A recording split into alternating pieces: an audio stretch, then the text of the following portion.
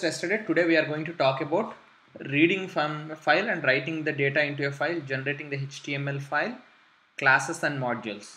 How do you define functions and variables inside a class or module? Okay. So first let's create a simple sample text file. Hello.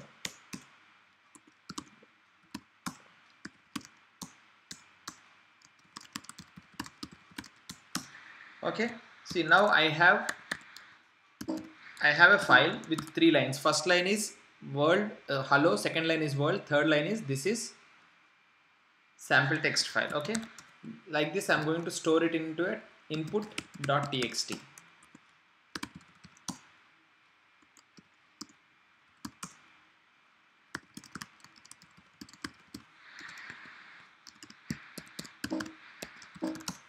Okay, I have this file. Now I wanted to read this file, okay, and print whatever is there in that file to console, and then later we will see how to work with the data inside a file later. Okay, for now let's work on this. Vi example.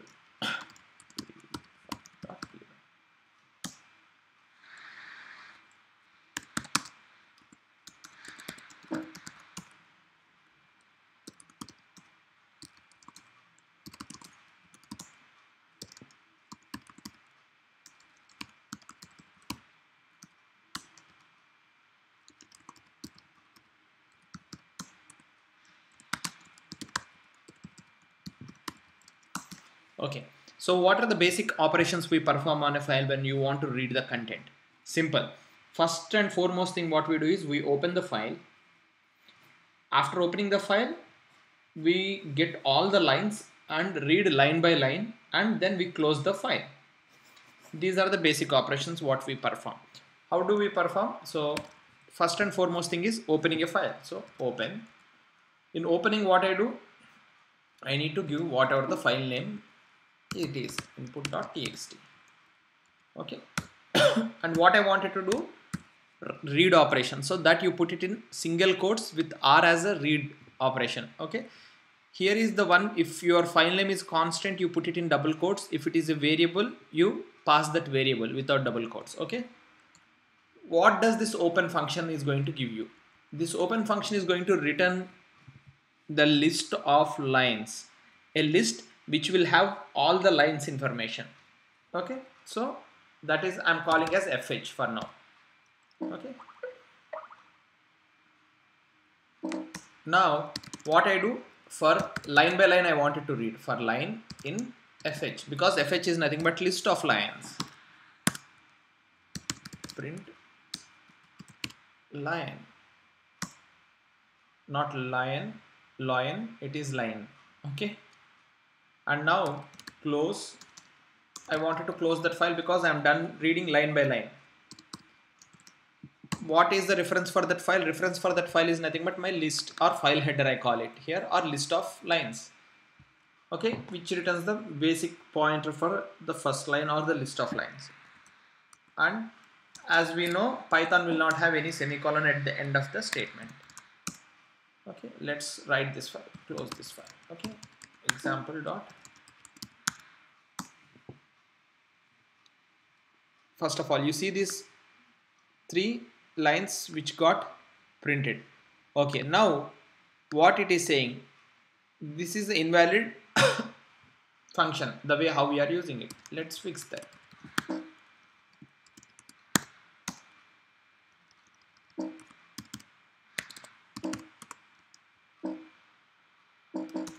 What you wanted to do is you wanted to close that file, so fh.close.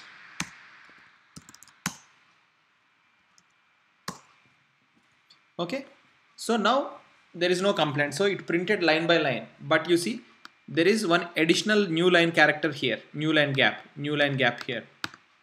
Typically what happened is, if I say print input.txt, here there is already new line character, that's why word is in the next line. Here also after world there is new line character, that's why from this is a sample file, this is sample file is in next line. Okay, so but what happens is when you do a print statement,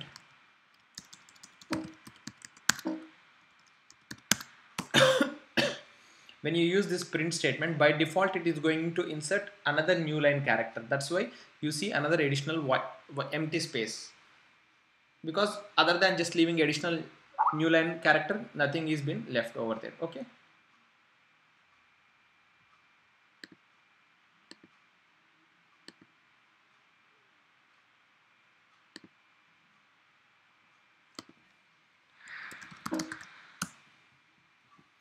Okay, this is the way how you read a file.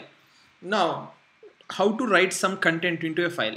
Before jumping there, let's take, yeah, first let's see how we can write some content into a file, and then we will see how to manipulate the data into a file.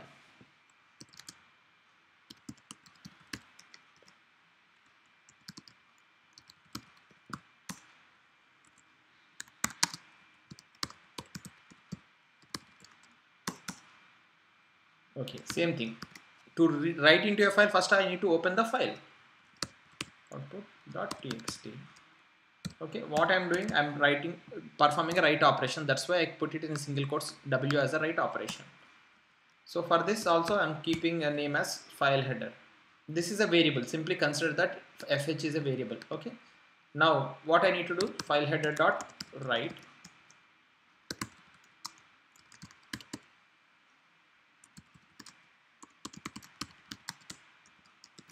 Whatever you wanted to write into that file, just give it in the inside write, saying that wh on this file perform write action. Whatever is there in this braces, that will be gone to that file. Okay, and after that close the file. See, in my current directory there are no output.sh. In case if it is there also, we will delete it. See, there is no file called output.sh. Okay,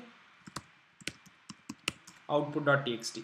Okay, now what do you do? I run this example. Okay. What it should do, it should create a file called output.txt, because that's what our code says here.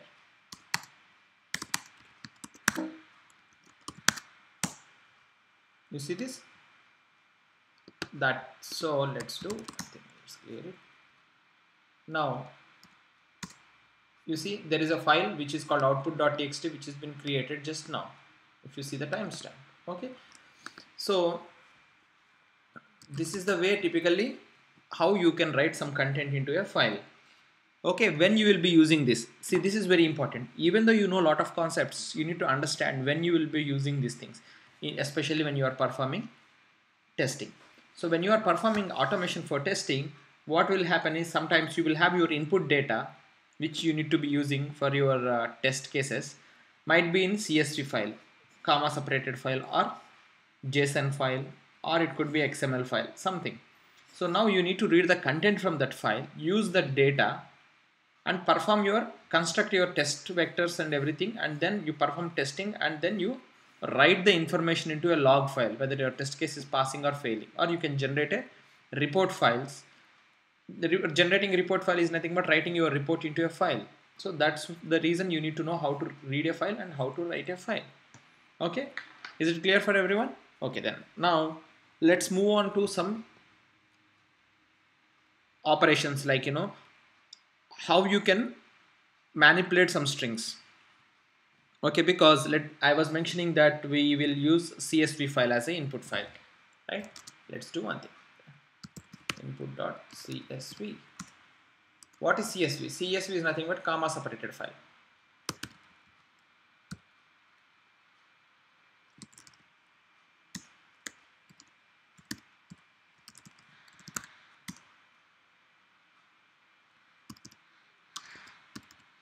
Okay, now I have two lines. Each line has two words, which is nothing but hello, comma text, world, comma text. Let's see if you open this file in Excel, what it is representing.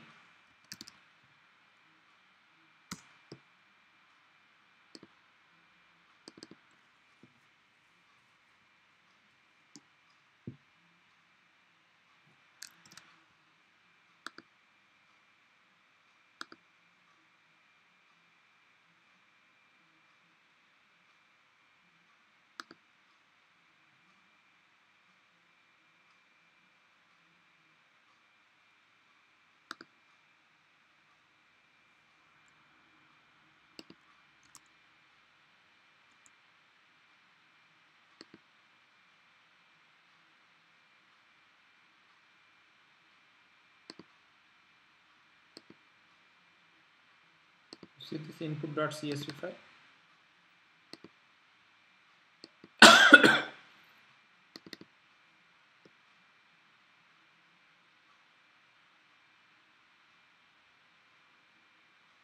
You see this first column is nothing but first column, and comma after comma whatever is there, that is in the second column. Like this you can create test data in CSV files. Okay, now how do we parse this data and get individual words?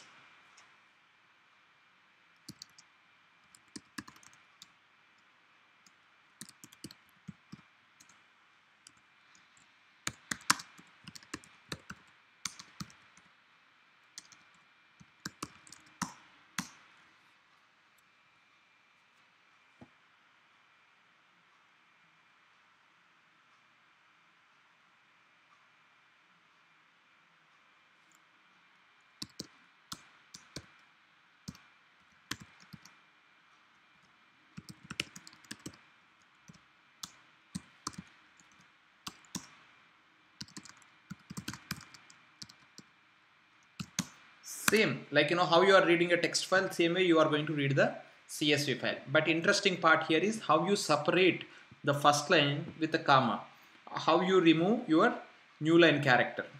Those are the important ones, right? Line is equal to line dot r strip. R strip means rear strip. Whatever is there in the last character, that will be removed. It's kind of chopping the last character. What is the last character in a line? New line character.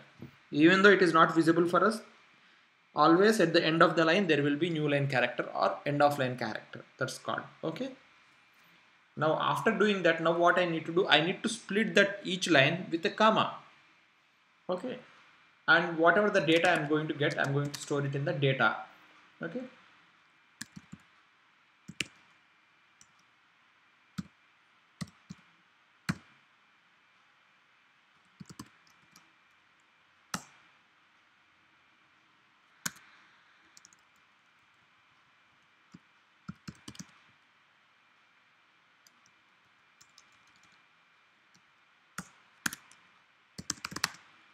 Now what happens? In data there will be two words. First word is hello, second word is test. When it comes to the second line, first word is nothing but world, second word is test 001. How do you print those things? For now, let's use print statement because it is not a large data.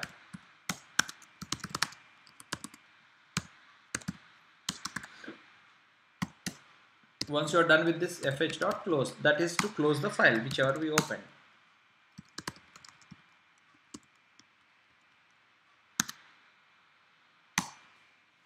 You see this?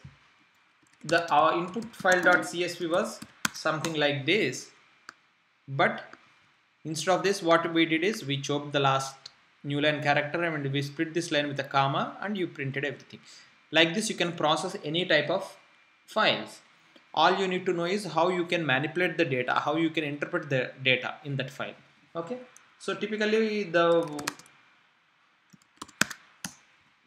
use rstrip and split. These are the two majorly used functions. Like this, there are so many other functions which you can refer. I'll send you that URL later, or I'll write that details in the article so that you can read more in detail about that. Okay, this is the way how you read and manipulate the data inside a file. I hope this is clear for so far, right? And now let's take a look at another interesting concept. Yes, I remember, I know I did not said we'll be covering the topic today, but let's talk about it because it's very important, which we need to understand at this point of time. Try and accept block. Okay, which means it will try to perform some action. If it's not able to perform that action, it catches that exception and gives you the error whatever you wanted to give it in the console. Okay, why it is very important for any kind of testing or any kind of development activity. If you are let's say you are expecting an input.csv file, but by mistake that file doesn't exist in the current location. So what happens? Your program will exit when it hits that line reading a file. But instead of giving unknown errors and leaving the errors to the programming language or the operating system, we can catch that exception saying that file doesn't exist, and we can give whatever the error message we understand, we think it will be easy for the programmers to understand. Okay, even for any kind of exceptions, not only just for the file and all these things. Let's take a simple example.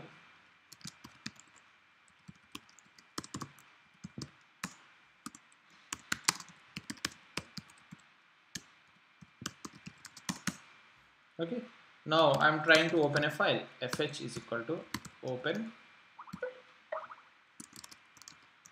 .txt. This file doesn't exist for sure, I know that. Okay, now fh.close.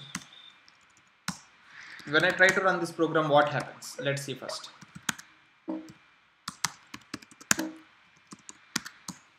You see this? Traceback most recent call last file example, this one, line number 4, this one. It says IO error, no such file or directory. See how many lines it printed. I don't want to have all these things. I wanted to simply give a message saying that that file doesn't exist, not able to open the file. How do we do that? Now what I'm saying, I'm giving that instruction saying that please try to, I'm telling the Python interpreter saying that please try to open this file and save that reference to fh. If you are not able to open that file, come to my except block and say not able to read file.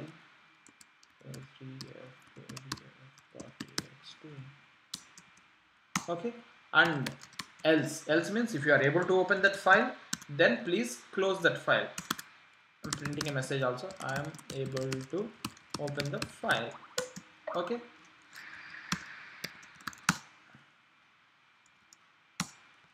you see this simple message. Instead of all those lines, you are controlling, you are catching that exception, and you are giving whatever the message you want to the end user. This is very important, right? Even a lot of times we see a lot of errors. Softwares give some kind of error codes and everything because they are trying to catch that error, and they give whatever the error they want instead of leaving that errors to the system. Okay, like this you can see. Hello. Yes, go ahead please. Yes, repeat it again about this try. Sure, definitely. Okay, so what happens is when you are performing any kind of operation, there could be high possibility that there will be some kind of exceptions or errors which are not controlled by us. Okay, so to catch those kind of errors, what we do is we use try and except block. So whatever you are trying to perform, you put it in the try block. Okay, this is like any if condition or for loop, right? Same thing, try, and you say my block is starting with a colon symbol, and you leave a tab space and you give whatever the action you wanted to try out. Now what I'm saying is try opening this file. If I am not able to open the file, except means exception. So whenever there is, it's not able to open the file, it comes to this except block. This is a keyword. Okay, and it prints whatever the message I'm giving it here. Okay, by any chance if it is able to open the file, then it comes to the else block and perform this action. Okay, that means it comes here only when it is able to perform this try, right? If it is not able to perform this try, then it goes to the exception. But is there any other option to do? Irrespective of whether it whether it opens the file or not, how you can execute rest of the code? Simple. That's called final statement.